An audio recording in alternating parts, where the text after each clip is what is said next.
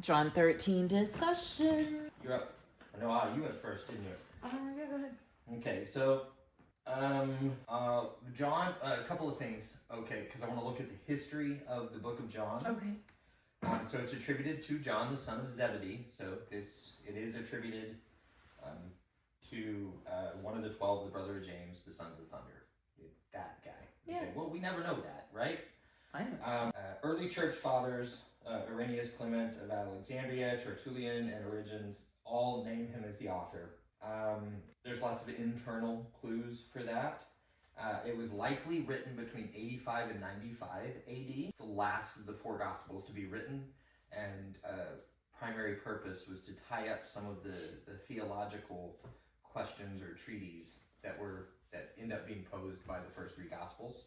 So that's why it's a little bit of a different take as well. So John's trying to be right. A little bit, yeah. He's trying to expand upon, I mean, there's a little bit of a... He's the one Jesus loved, so let's just be clear here. I'm going to write mine last, that way I can get the final word. So got it. Those are the things that I want to... And then he's writing to primarily Greek-speaking Jewish Christians. Got it. So, why is that? Got it. What do you mean? Got it. Okay. The things that stood out to me, really the biggest thing that stands out to me is the use of his name, Peter's name.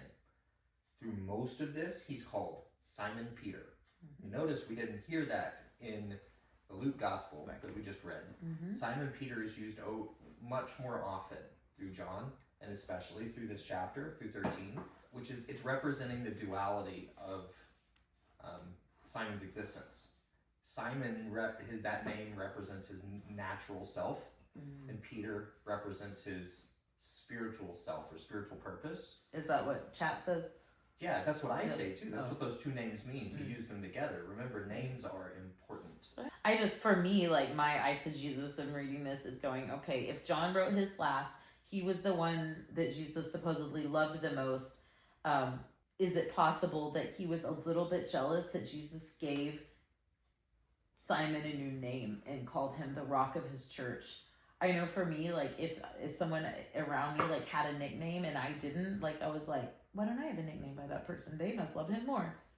That's just what stuck out to me. Might be, we watch The Chosen pretty religiously, so that's kind of the position they take in that show. Is it? Yeah. Yeah, I don't definitely. know. Yeah. People, they're all wound up all of a sudden as soon as he gets a new Who name. loves me more? Who loves him more? And then they're used, you do it to your friends. Your friend gets a new nickname, you're using it constantly, just needling. Yeah. All that stuff. But Simon Peter is that in between his two identities. Yeah, for sure. You're combining them. Right. And to use that in this chapter where Simon Peter is missing the point about getting his feet washed by Jesus. Simon Peter is leading up to denying Jesus. John, one of the overarching themes seems to be that straddling the line of your old identity and your new identity leads to failure. It leads to, first, we're all there at some point, so we identify with Simon Peter. It leads to following at a distance and denial. That is what it leads to. So we're right back into that boat again. So this is John Satan calling out the calls same you things. Simon, I call you Peter. You are new. You are different. You follow me closely. So there's old Amy and there's new Amy. Definitely. New Amy and old Amy are not the same. No, we are not. And when you're straddling, where are we doing that in our lives? Is the question that we can ask ourselves from John 13. Where in our lives are we holding on to two names? Well, I think one thing that it, where does it say it in here? I might be skipping ahead a little bit, but verse 34, this comes also, is repeated in Matthew 5 and in the Beatitudes, a commandment. But so now I'm giving you a new commandment. Love each other just as I have loved you. You should love each other. And we always say that, right? Like, love God and love each other. Love God, love each other. Love God, love each other.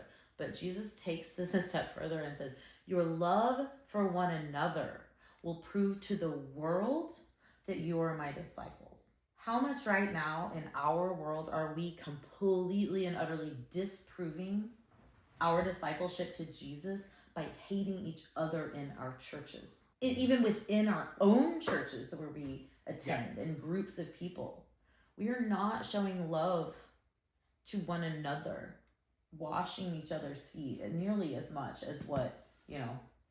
It's, I thought that was really interesting that's the proof in the pudding of who we are, not just loving God and just others, like those other people, but those among you. Yeah. It's who's in front of you. We have this idea that it's a one and done, or that there's groups of people that we can choose, and there's not. It's who's in front of us. How do we show love to the person that God has put in front of us? Whether that is, it doesn't matter who that is, because it's really, really easy to love the people that are like us, that can provide for us, that give to us. Glenn said it yesterday at church. It's easy to love those we love. Yeah. It's hard to love those we don't love, or especially the ones we don't like.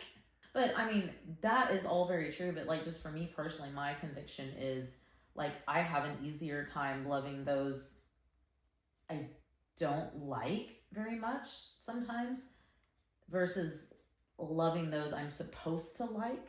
You know what I mean? Like maybe someone in my church that I disagree with, or if someone in my own family, or someone like closer to me. Does that make sense? A little bit, yeah.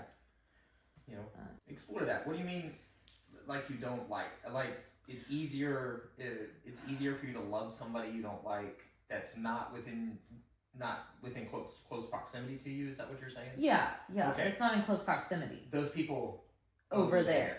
Yeah. Right. It's easy to love those over there, but I'm like, it's because I mean like denominationally or something, like the Mormons hate the Baptists.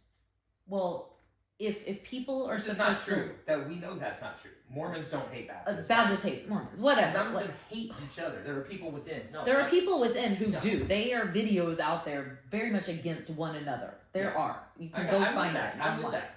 I'm just. What I'm saying trying not is, to generalize everyone together and lump everybody together. There are people within churches or church systems or the church or people who say they follow Jesus who hate each other. Okay? Yes. Big time. Mm-hmm. But Jesus is saying your love for one another will prove to the world that you're my disciples. Yeah, how often so do the we hear world that? Is out there looking at going, well, if these Baptists are making videos about hating Mormons and Mormons are taking this and these are people are doing this, then those people can't be following Jesus because that's not what he says.